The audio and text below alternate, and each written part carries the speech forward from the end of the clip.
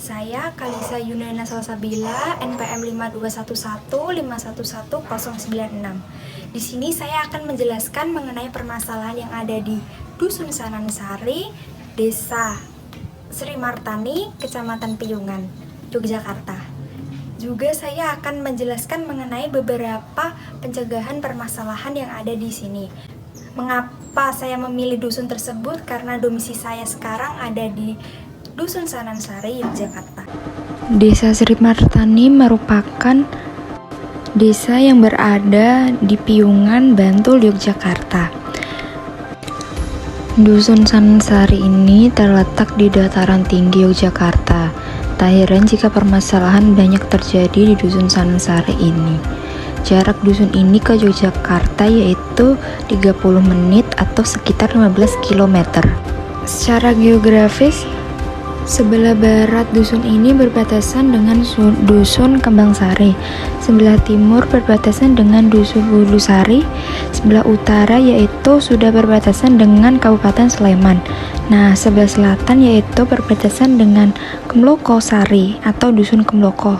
Dusun Sanansari kondisi tanah dengan luas 6,2 km persegi, dengan jenis tanah perselingan antara breksi tur, breksi batu apung, tuf desir, dan anagir, serta terdapat batu lempung taufan. Kontur yang ada di daerah cenderung condong terasering karena berada di dataran tinggi dekat dengan pegunungan. Kontur pun menanjak.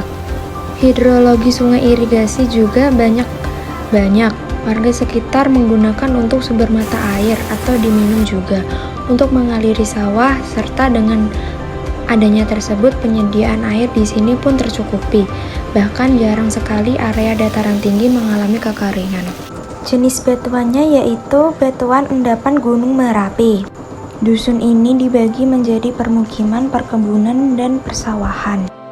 Dan juga masih banyaknya lahan kosong karena masih terdapat di ketinggian perbukitan. Sehingga sebagian besar mayoritas penduduk di sini didominasi yaitu bekerja sebagai petani dan peternak hewan. Untuk ibu-ibu kebanyakan bekerja sebagai ibu rumah tangga. Memiliki masyarakat yang ramah dan sejahtera, desa yang masih asri dengan bentangan pohon-pohon yang menyelimutinya. Tak heran jika dusun ini masih sejuk dan alami karena vegetasi yang masih banyak dan terjaga, bahkan jarang adanya penebangan liar. Untuk udaranya masih sangat baik karena terdapat pohon-pohon yang masih banyak juga. Kekompakan warga dan semangat gotong royong yang tinggi bisa dilihat dari beberapa keberadaan kelompok kerja. Tingginya keberadaan desa ini mengakibatkan sering terjadi permasalahan pada lingkungan. Bukan berarti desa ini terdapat di ketinggian maka tidak ada permasalahan lingkungan sama sekali. Berbicara tentang permasalahan tapak, mungkin Dusun Sanansari terdapat beberapa permasalahan. Masalah yang pertama yaitu masih berserakannya sampah di area sungai dan selokan. Bisa dilihat bahwa sampah-sampah masih terceceran di area sungai dikarenakan kurang kesadarannya masyarakat sekitar. Jika dibiarkan terus-menerus, maka efek buruk akan terus terjadi. Permasalahan sampah ini bisa mengganggu kualitas tanah dan udara yang ada di sekitarnya. Sehingga saya memilih permasalahan ini. Untuk permasalahan tapak yang kedua yaitu mengenai jalan yang kurang layak.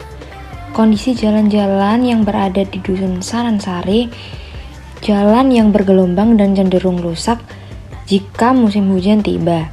Nah, masalah tersebut kemudian menjadi permasalahan yang serius lagi karena jalan merupakan akses kendaraan yang utama.